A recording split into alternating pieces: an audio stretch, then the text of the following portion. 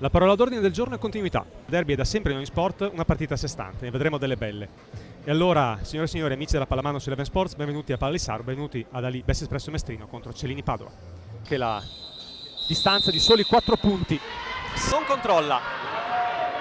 Con tutta la calma del mondo Mestrino si porta in attacco e va a segnare con Irene Stefanelli.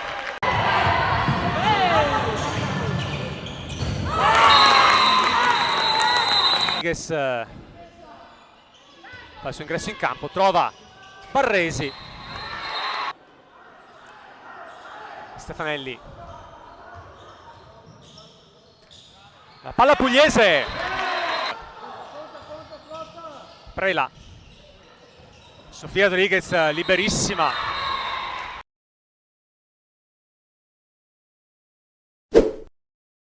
Improvvisamente spenta, ha fatto sempre più fatica a trovare gioco passivo.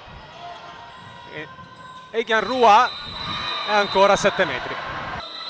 Barresi contro Diulgerova e ancora Diulgerova. Rodriguez. Vanessa Diogap scarica il mancino. Egan Rua. La palla arriva a Barresi che va a segno. Sono stato di questi avviso ai direttrici di gara. Si fa tutto il campo Egan Rua. Dalle Fusine, 7 metri. Jefremovic. Losco, la palla che arriva a Campagnaro. Sul primo palo, la rete del 17-18. Rodriguez. La palla a Barresi che trova la porta. Dalle Fusine, Stefanelli. Ha spazio Stefanelli. Questi sono 7 metri e 2 minuti. Ed è il terzo e definitivo.